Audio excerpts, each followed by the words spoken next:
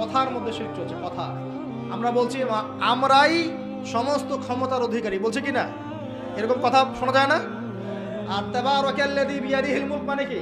বরকতময় সেই সত্তা যার হাতে সমস্ত ক্ষমতা, রাজত্ব। তাবারাকাল্লাযী বিয়াদিহিল মুলক, তিনি বরকতময় সত্তা যার হাতে সমস্ত ক্ষমতা। আমরা বলি লা হাওলা ওয়ালা কুওয়াতা ইল্লা বিল্লাহ, কোনো শক্তি সামর্থ্য নাই কে ছাড়া? আল্লাহ ছাড়া। আর আমরা এদিকে বলছি সমস্ত ক্ষমতা আমাদের হাতে। এটা কি শিরক হচ্ছে না? শিরক হচ্ছে। আমরা বলি, অনেক সময় বলে ফেলি, ভাই কেমন আছেন? হ্যাঁ ভাই আপনার দোয়ায় ভালো আছে। আপনি কি আমার দোয়ায় ভালো আছেন? আপনাকে বলতে হবে যে আলহামদুলিল্লাহ, আল্লাহর ইচ্ছায় অতঃপর আপনার দোয়ায় ভালো আছে।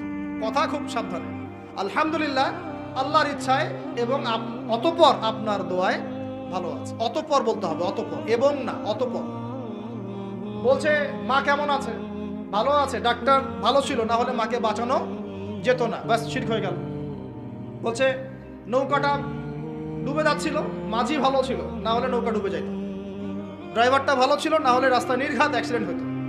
এইটা কথা আমরা চলতে ফিরতে শিরক করতেছি। এই যে মেয়ে ছেলেরা বল তোমাকে ছাড়া বাঁচবো না, বাঁচিয়েন না, বেঁচে থাকে কি হবে আপনার?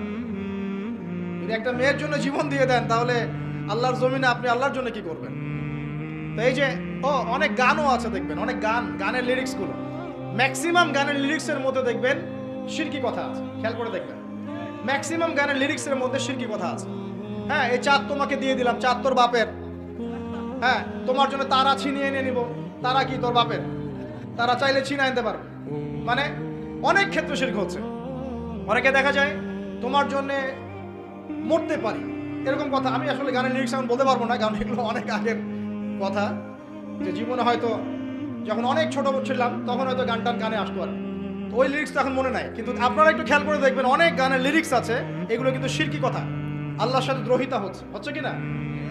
তো এই কথায় তিনটা ক্ষেত্র বললাম, কথায়, কাজে এবং চিন্তায়। এই তিনটা ক্ষেত্রে মুসলিম সমাজের মধ্যে এখন শিরক বিরাজ করছে।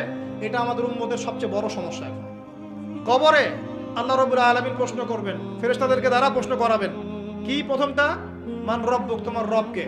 দুনিয়াতে কেউ যদি আল্লাহর সাথে শিরক করে থাকে, সে কখনোই মান রব্বুক উত্তর দিতে পারবে না।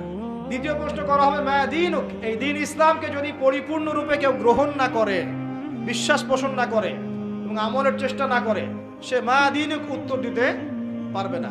প্রশ্ন করা হবে মান হাযার রাজুল বুইসা ফীকুম, এই ব্যক্তিকে যাকে তোমাদের কাছে পাঠানো হয়েছে, সে যদি পৃথিবীতে দুনিয়ার জীবনে রাসূল সাল্লাল্লাহু আলাইহি ওয়াসাল্লামের সুন্নাহর উপর জীবন না করে বা করার চেষ্টা না করে, সে উত্তর দিতে পারবে না যে তিনি হচ্ছেন মুহাম্মদ রাসূলুল্লাহ